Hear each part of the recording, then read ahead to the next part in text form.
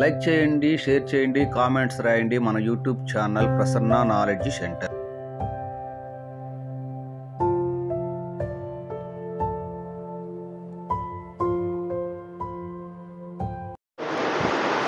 సభకు నమస్కారం. నా పేరు రాంపూర్ రాజు. నేను తెలంగాణ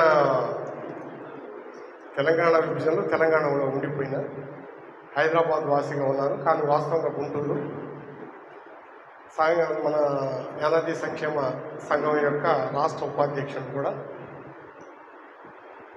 వర్గీకరణ అవసరమా లేదా, కార్యాచరణ ఏంటి?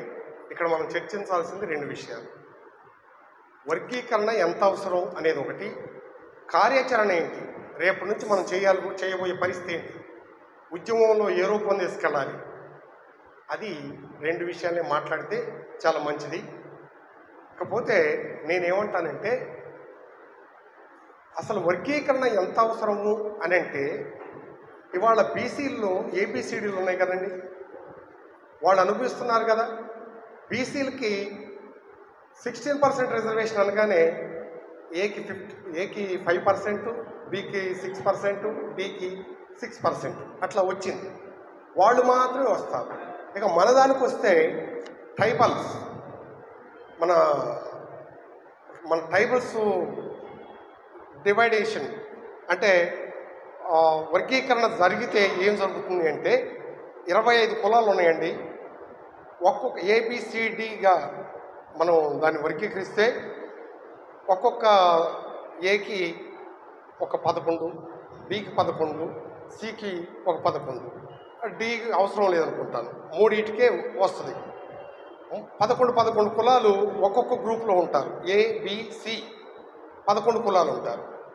ఇప్పుడు జరుగుతున్న నష్టం ఏంటంటే, ఎస్టీలకి 7% రిజర్వేషన్ ఉంటే ఆ 7%లో ఎవరైతే ముందుంటారో మార్కుల్లో మెయిన్ మేము యూనివర్సిటీస్ సీట్లు ఇస్తుంటాం. అంటే నేను దాని గురించి చెప్తున్నాను. సరే, స్టేట్ గవర్నమెంట్కి వచ్చేసరికి 6 సీట్లు మనకుంటే, ఆ 6 సీట్లు యూనివర్సిటీస్లో కానీ, కాలేజీలో కానీ, సెంట్రల్ యూనివర్సిటీస్లో కానీ ఆ 6 సీట్లు ఉన్నప్పుడు ఎస్టీలు మొత్తం ఎంట్రన్స్ రాస్తారు. ముందు ఆ ఎంట్రన్స్లో మార్క్స్ని బట్టి తీసుకుంటూ వస్తే ఫస్ట్ ఉన్నోళ్ళంతా 5 సీట్లు లంబాడీసుకుపోతాయి.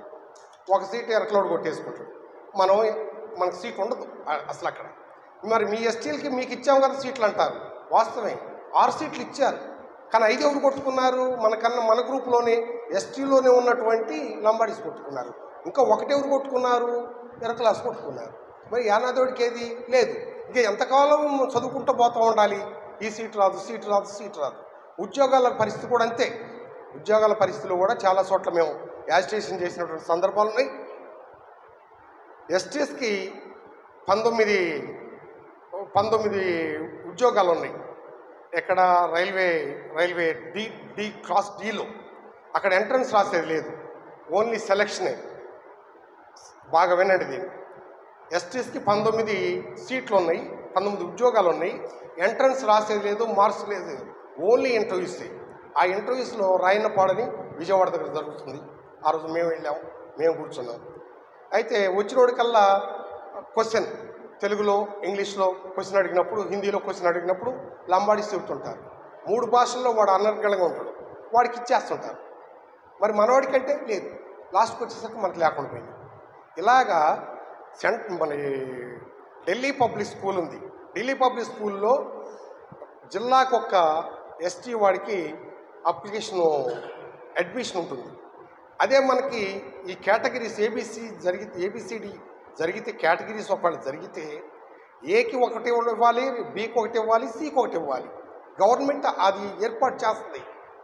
సో అందుకని మనం ఉద్యోగాల్లో నష్టపోతున్నాం, అడ్మిషన్స్లో నష్టపోతున్నాం. ఏబిసిడి లేకపోవడం వల్ల అది జరుగుతుంది. ఇక రోస్టర్ పాయింట్కి వచ్చేసరికి, ఉద్యోగాల్లో ప్రమోషన్స్ విషయానికి వచ్చేసరికి రోస్టర్ పాయింట్లో కూడా ఎలా వస్తుందంటే, ఏకి ఒకసారి ఇస్తారు, బికి ఒకసారి ఇస్తారు, సికి ఒకసారి ఇస్తారు. అలాగా మళ్ళీ రొటేషన్ వస్తుంది. సో అందుకని రిజర్వేషన్ అనేది, ఈ వర్గీకరణ అనేది రిజర్వేషన్స్లో కూడా ఈ వర్గీకరణ చాలా అవసరం. ఈ రకంగా మనం ఆర్థికంగా నష్టపోతున్నాం, ఉద్యోగాల్లో నష్టపోతున్నాం, చదువుల్లో నష్టపోతున్నాం. ఓన్లీ అనాదిసి మనకున్నటువంటి హ్యాబిట్స్ అయితే, చదువు తక్కువతనం అయితేమి, మన యొక్క సాంఘిక పరిస్థితులు వాళ్ళు చదవలేకపోవడం వల్ల అయితే. అందుకని మనం ఇప్పుడు అడుగుతున్నాం.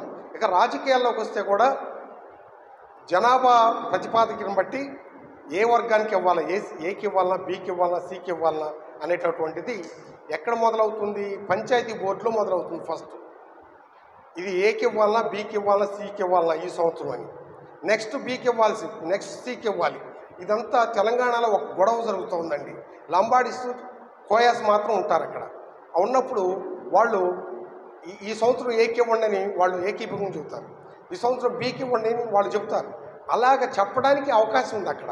మేము ఎక్కువ ఉన్నాం, మేము తక్కువ ఉన్నాం, మాకు కేటాయించలేదు అనేటటువంటిది. సో రాజకీయాల్లో కూడా మనకు రిజర్వేషన్ ఈ వర్గీకరణ వల్లనే ఖచ్చితంగా మనకు అవకాశాలు వస్తాయని నిర్బాటం చెబుతున్నాను. సో మనకు ఉద్యమాలు ఎక్కువ చేయాలి. ఇప్పుడు ప్రభుత్వాన్ని ఆకర్షింపజేయాలి, ప్రజలను ఆలోచింపజేయాలి, రాజకీయ పార్టీలని ఆలోచింపజేయాలి. వర్గీకరణ ఎందుకు అవసరం అనే దాన్ని ముందుకు తీసుకోవాలి. ఇప్పుడు మనకి అవసరం, ఖచ్చితంగా అవసరం అనే దాన్ని మనం ముందు చూపించాలి ప్రజలకైతే, పేపర్స్లో అయితే, టీవీస్లో అయితే. మాకు వర్గీకరణ లేకపోవడం వల్లనే మేము ఇక్కడ ఉన్నాము, మేము చదువుకోలేదు, మా సాంఘిక పరిస్థితులు బాగాలేవు, ఆర్థిక పరిస్థితులు బాగాలేవు, ఇది నథింగ్. ఇది చెప్తే కుదరదు. ఇది సమాజానికి ఏమర్థం అవుతుంది? వర్గీకరణ లేకపోవడం వల్ల మా ఎస్టీస్లో ఉన్న వాళ్ళే ముందైతే ఎవరున్నారో వాళ్ళకి ఈ అవకాశాలు అందుకుంటున్నారు అన్నదాన్ని మనం అన్ని పార్టీలు చూపించాల్సిన మనవి చేసుకుంటూ, రేపటి నుంచి కార్యాచరణని ఆలోచిద్దాం. ఏం చేయాలి ఫస్ట్ అనేది. మిత్రులు చాలామంది వెళ్ళిపోతున్నారు ఎందుకో. అన్ని సంఘాల నుంచి వచ్చిన వాళ్ళు ఉండండి, ఒక కార్యాచరణ కమిటీ వేయాలి. కార్యాచరణలో మనం పబ్లిక్ కింద నుంచి రావాలన్నా, పై నుంచి రావాలన్నా, అంటే సీఎంని కలిసి ఆ స్టేజ్ నుంచి పైకి వచ్చి ముందు కిందకి వెళ్దామా, కింద నుంచి అజిటేషన్ స్టార్ట్ చేద్దామా, మండలం నుంచి స్టార్ట్ చేస్తే, జిల్లా నుంచి స్టార్ట్ చేస్తే, రాష్ట్రానికి స్టార్ట్ అయితే అలాగే చేద్దామా అన్నదాన్ని నిర్ణయించండి. అమౌంట్ అవుతుంది, ఆ అమౌంట్ కూడా నిర్ణయించండి. ఎట్లా కలెక్ట్ చేయాలా అన్నదాన్ని అది ఆలోచన తీసుకురండి. మా రిటైర్డ్ ఎంప్లాయీస్ ఉన్నారు, కాస్త కూస్తో ఇవ్వడానికి ముందుకు వస్తున్నారు. చాలామందితో మాట్లాడుతున్నాం రిటైర్డ్ ఎంప్లాయీస్ గ్రూప్లో.